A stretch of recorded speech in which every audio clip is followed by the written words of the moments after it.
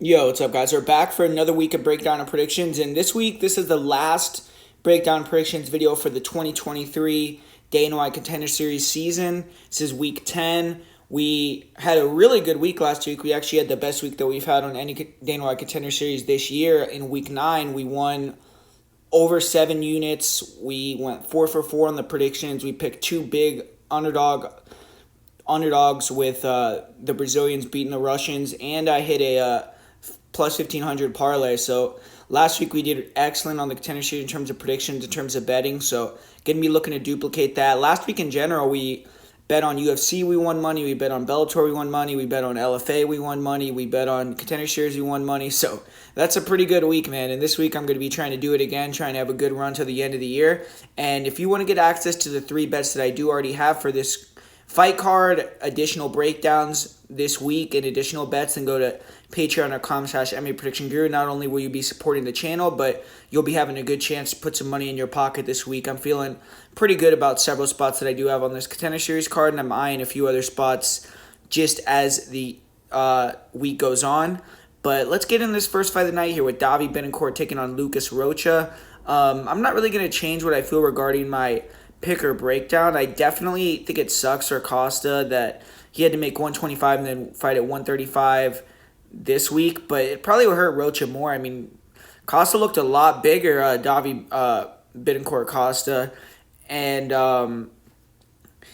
obviously he wasn't the one that had the issues making the weight last week, so I definitely think that Betancourt will probably do well here, but Roacha, he's 23, he's 16-1, so he's a great record, and he's been a pro since he turned 18. He's racked up a lot of experience. He had his first handful of fights kind of were record padding fights, but since 2018 he's been facing good opponents. He won 2 Brazilian MMA regional promotion titles. He won in the LFA in his last fight, but this is going to be his first fight in the United States, first fight outside of Brazil.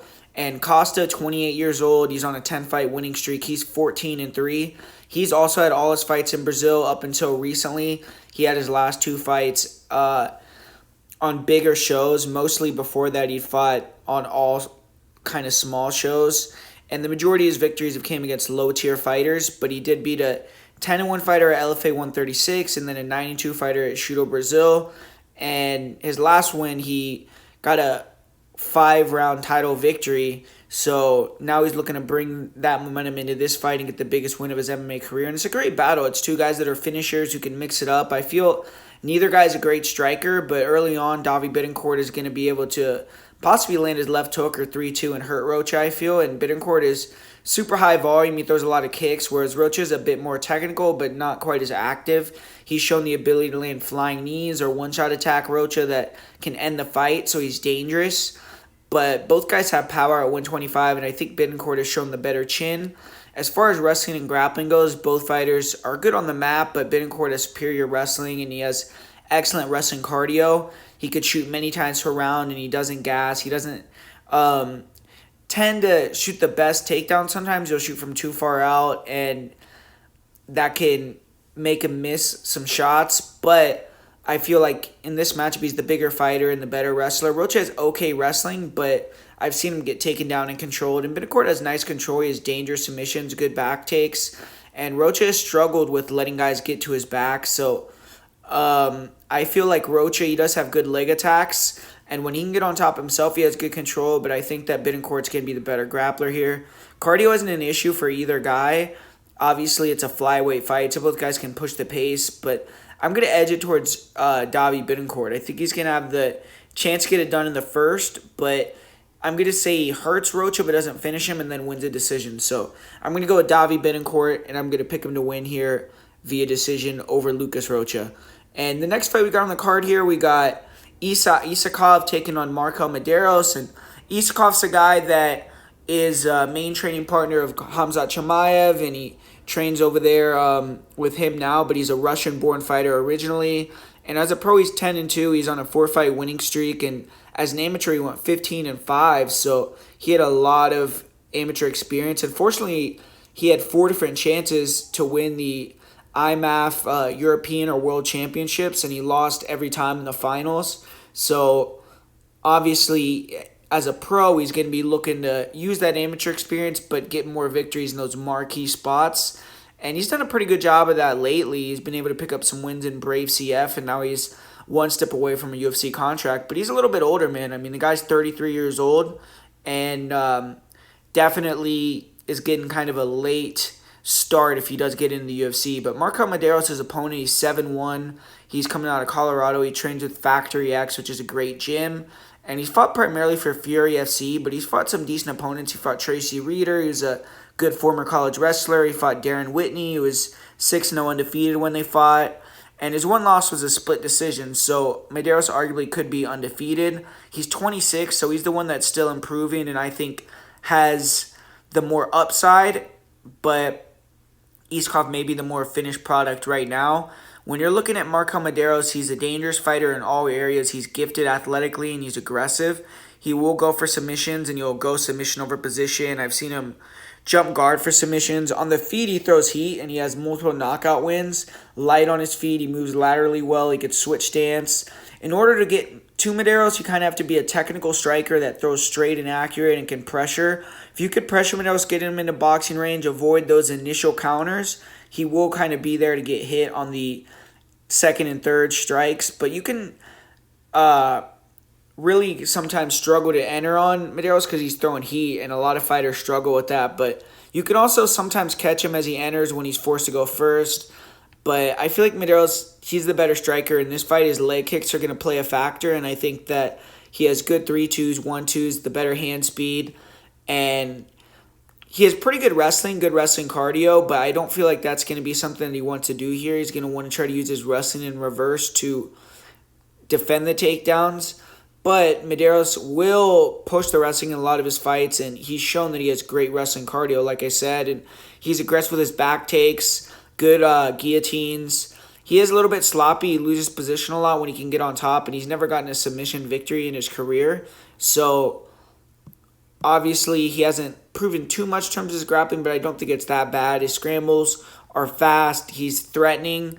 Even though he's never gotten a submission win, he's threatened submissions to get into better positions before in fights, and I think that he could pose issues to Isakov on the ground. But Isakov, his first battle in this fight was with the scale. I mean, as an amateur, he never fought lower than 170, and as a pro, he'd only made the drop to lightweight once. And in that fight, he got stopped in 57 seconds. So we didn't really ever get to see what he's looked like in this weight class. But it looked like he made the weight pretty easy.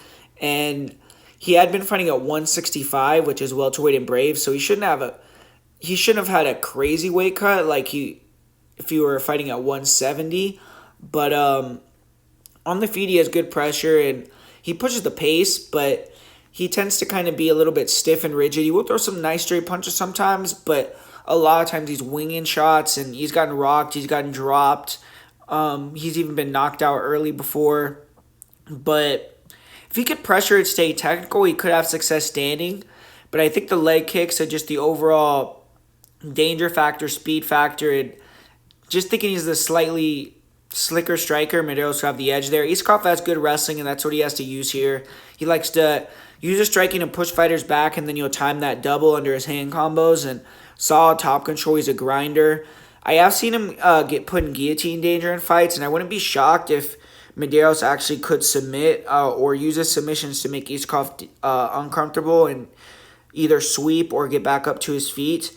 But Isakov could also use his wrestling and top control, ground and pound, which looks on point to dominate the fight too. Cardio for him is on point, and he's a pretty technical guy overall, but I think this fight could go either way. Maderos doesn't have the resume as Isakov, but if you watch them fight, I feel like Isakov's 33, almost 34. He's a finished product, and I think in the stand-up, Maderos with the speed and low kicks is going to give issues, and he's improving, plus he's super active. He's already 3-0 this year. Isakov hasn't been the most active. He's had one fight this year, but just overall in his career, he hasn't been that active recently. And I'm going to go with the potential and the finishing upside of Maderos. I'm going to predict Maderos wins via first or second round KO, TKO, and I think he could even get a guillotine too. I think that Maderos by submission is at a crazy price and could potentially cash, but I'm going to go with the underdog here. I'm going to pick Marco Maderos to get the upset. And up next here, we got Torres Finney taking on Yuri Panfrov. This is going to be in the middleweight division. And Torres Finney, undefeated. He's coming out of Tennessee. He's on an 11-fight win streak. He is 6-0 as a pro, 5-0 as an amateur. 24 years old, so he's still young, and he's not that experienced. I mean, he had his first amateur fight in 2020. He went pro in February of last year, so all of his fights have been within a year and a half as a pro, and they've been in either Tennessee or Georgia. He hasn't really fought the best competition, so it's a step up for him here against Yuri Panfrov. And Yuri Panfrov, he's also undefeated, and he's also has an identical resume where he went 5-0 as an amateur. He's now 6-0 as a pro, and he finished all 11 of his victories, Panfrov, whereas Finney has finished 10 of 11. And Panfrov, he's been fighting for much longer, though. He had his first amateur fight in 2016, but he hasn't been a pro for that long either. He had his first pro fight in 2021, and he's also fought really bad competition. He's fought on that Northeast scene, so it's a good matchup overall, fair fight.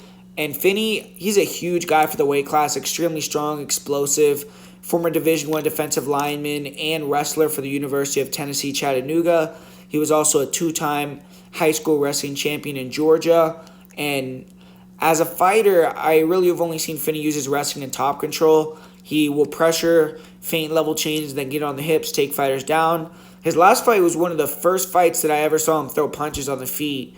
And he tends to get takedowns within seconds, get on top, control guys. Sometimes he can not be the most active, but when he does let go with his ground and pound, he could finish fighters off. And 4 of the 5 fighters that he has faced, he's finished with ground and pound. I don't really see him being the most dangerous fighter against higher level competition, but he also is a purple belt in jiu-jitsu, so even though he hasn't shown a submission game, his submission defense is probably on point. And with his strength and wrestling background, he probably is going to be difficult to submit. He also has impressive cardio for someone without many fights. And there's still a ton of question marks. I've never seen Finney really face adversity. He's never even really taken a big punch in any fights that I've seen. But this fight, we're going to see more of what he's made of with Yuri Panfrov, who is an aggressive finisher. He's open to be hit on the feet, but definitely the more active and dynamic striker, at least from what we've seen. He throws a lot of lead hooks, rear crosses, and overhands. He has some alright kick and speed for the weight, but his main goal is to get the takedown, and his wrestling is on point. And a lot of Panfrov's fights have been up in heavyweight against really bad heavyweights, so I think that's kind of accentuated his reach and grappling. And I don't know if at middleweight, when he's fighting guys that are a little bit more skilled, if he's going to be able to translate as well. But his main goal is to get the takedowns. His wrestling is on point from what we've seen, and he has a pretty dynamic submission game. I think one advantage Panfrov has here is if he can get on top of Finney. We've never seen him on bottom, and I think potentially Panfrov could make easy work of him. I mean, Finney's probably not used to being on his back, but Panfrov, he's finished all his wins in the first round, so unless he can take out Finney early, we don't really know what he has as the fight progresses. And I'm going to go with the wrestling and physicality of Finney. I think he's going to survive some submission attempts, wear out Yuri, and then ground and pound him out later in the fight or win a decision. I think Finney will be able to make it a wrestling grappling match with the strength and explosion, and whoever wins that battle is going to win the fight. I don't really expect too much striking, but I'm going to say Finney wins via third round TKO here. And moving on through the card, we got a returning fighter of the Contender Series in Connor Matthews taking on Jerfarus. And with Matthews, he's back for a second opportunity on the Contender Series, and he lost a decision to Francis Marshall last year in a very one-sided decision loss. He came back on a first-round submission win earlier in 2023, and hopefully he could look better in this fight. 31 years old, so it's probably one of his last cracks to get a UFC contract. And for Yair Farias, he's 30 years old. He's 10-0, and Farias has been fighting since 2014. He's been at it for a long time, obviously, but he just hasn't been that active. He's never fought more than 2 times in 1 year. He's only fought 1 time in the last 3.5 years. So since 2019, Farias has only had 4 minutes and 25 seconds total of cage time, and this is going to be the first time that he's fought outside of Brazil against a non-Brazilian opponent. Most of his wins have been on small shows against bad fighters, so even though he has that shiny 10-0 record, I wouldn't be so quick to run to the betting window on Farias. Farias is physically gifted. His 77-inch reach is his main edge, and he's pretty athletic, but I found him to be unimpressive. He does have a decent jab, but inactive. He's not the best defensively. He can eat leg kicks, and I think a fighter who's fast and explosive could land on him, and that is Matthews. Farias on the inside, though, is pretty nasty, and if Matthews gets caught there, he could have some issues. Farias has nice elbows, good knees. He's decent in the clinch, but wrestling doesn't look good either. He can get held down, and his win is at SFT 16. He was taken out multiple times and looked like he was en route to losing a decision before his opponent broke his leg throwing a kick in the third round. So I think Farias has a lot to prove. He looked good and got a nice finish in his first fight in almost 4 years, 4 months ago, but this is a bigger and better fighter that he'll face on Tuesday. And Conor Matthews, he's run through all his opponents he's beaten quickly in the first round. In his one fight where he was extended, he showed a ton of heart, but did gas out a little bit. And he's an athletic guy with good footwork, 1-2s. He should look to use his leg kicks in this fight and keep to the basics, try to pressure forward and throw that 1-2. But he doesn't move his head, and Francis Marshall was able to get his jab going. And I don't see how if Marshall can get the jab, the range on the jab, and that a longer and better jabber like Farias wouldn't be able to do it. I do think that Matthews has a shot to get the early knockout, and I think if he really invests in the leg kicks, that could be a path to victory for him. But if Farias is durable, then I think that Farias could definitely get his jab going and probably end up edging the fight. He has the edge of the grappling. I mean, Matthews has 5 submission wins, but I've never seen him wrestle. If he has wrestling, this would be the fight to bring it out. But this fight, I feel like it's a clear dog or pass situation. Not confident on either fighter. I don't think Farias is that good, but if it stays standing, I'll say he uses his jab, some inside work to win a decision, and that's going to be my prediction. But don't really have a strong read on this fight here. And the next one here, we got a pretty good fight here with Rickson Tai Zenem. He's taking on Andre Lima. And Zenem, he's finally getting his opportunity on the Contender Series. He was supposed to fight a couple months ago on the show against Kevin Boras, but he had some visa issues. And with all that settled, now the 24-year-old Brazilian is ready to showcase his skills on the big stage. And trains out of his family's gym, and he's coached by his father, who has a 26-10 pro record. And his dad's a pretty crazy guy. I mean, he's like 47, 48 years old. He just fought like last year in MMA. He fought in bare knuckle. So super old guy still fighting, still getting wins. So it's pretty cool. But Zenem, most of his victories have been kind of easy wins. He did beat a 9-3 fighter to win a Brazilian regional scene title in his last fight. He beat a UFC veteran in his last win. So, you know, I feel like that's not bad, but his one loss was to a 14-1 fighter, and his other victories have not really been against great guys. But Andre Lima, 24, he's a kickboxer, Muay Thai fighter. He's also 6-0 in MMA, and he's still early in his MMA journey. He's only been a pro since October 8th of last year, so it's barely been a year since he's gone professional. And his last 4 wins have been over fighters with winning records, though, and he won a fight against a 7-2 fighter at LFA 162 in July. This is going to be his first fight outside of Brazil, whereas Zenem has fought all over South America, but also it's going to be his first fight in the United States. And it's also going to be the most experienced fighter to date for Lima, whereas Zenem has fought more experienced opponents in the past. But I would say this is one of the lower level fights on the card. Zenem has a lot of submission victories, but most are defensive submissions from full guard against guys with 0 wins or negative records. And his armbar is definitely something opponents have to respect. I mean, he did get an armbar against a 9-3 guy, but he has bad wrestling. His one loss that he had recently, he got taken down at will, held down, and he has getting a guy in front of him that is really technical kickboxing, good pressure, and his fast twitch, whereas Zenem is like a wild brawler. He throws big looping shots, flying knees, wild attacks, and I think that Lima is going to throw those nice straight shots down the middle, rip the body, use his kicks, and just kind of pick Zenem apart, but Zenem is going to have the chance to maybe land that big kill shot. but I think Zenem is going to struggle to land on a fighter as technical and sharp as Lima. Lima also, in my opinion, should be able to stop the takedowns easily. I don't really think Zenem has great wrestling. If Zenem does try to wrestle, I don't think he will get it. I think that Lima can use his judo to get takedowns of his own. If Zenem wins this fight, I think it's going to be by submitting Lima after he takes him down, or Lima takes him down, or throwing a crazy shot and kind of landing a bomb.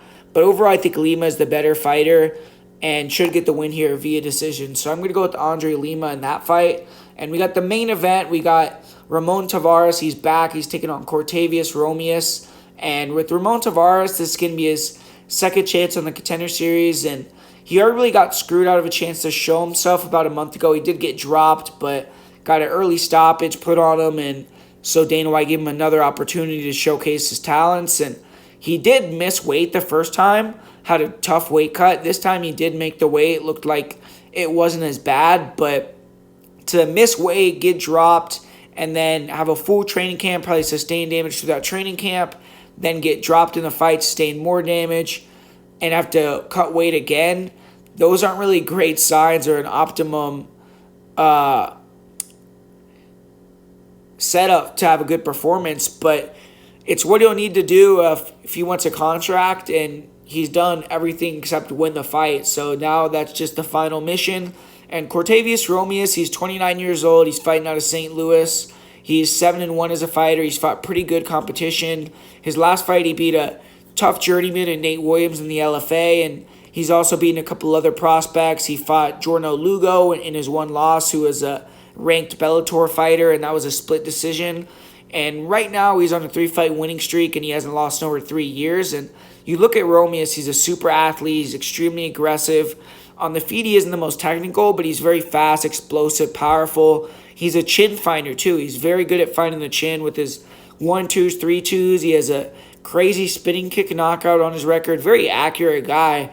And he gets right in fighters' faces, throws punches, then looks for the takedown. And his aggression and power makes fighters want to shoot on him, too. And he has good takedown defense. Usually he can reverse takedowns to get on top. His last fight, he did get taken down and even showed that his submission game is evolving, and he hit a submission off his back to win the fight. So he earned his purple belt in the cage after that win. So obviously he has jiu-jitsu knowledge. His one loss to Jorno Lugo, he did get held down for the whole fight or majority of the fight. But I don't see Tavares having that capability here.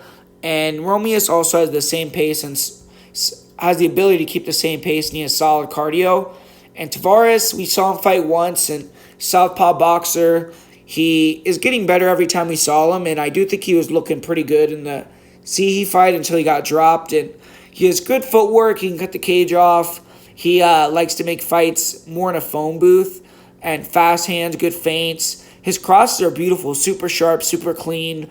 He'll feint the lead hand a lot to close the gap, and if fighters stick in the pocket with him, he's slick. He can land those pull back left crosses, lead right hooks, left uppercuts, attacks the body. And in this fight, I'm going to be curious to see if he's going to have the balls to stay in the pocket with the guy who's fast and, good at finding the chin as Romeus. And if he does, if he can eat those shots, because he's going to take shots too if he does give them. So it kind of makes what he wants to do difficult, because I think Romeus is also very good in that area. But I do think that he has hard left kicks, and those could potentially pose issues if Romeus can't get the takedown and Tavares keep him at bay with the kicks. That could be a path to victory. But Tavares' chin is a little questionable to me.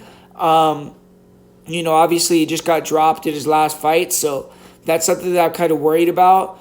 And he isn't a wrestler, somebody who will look for takedowns. I did see against Bar today, he was able to defend a couple takedowns and lock in that standing guillotine, which he used to finish the fight.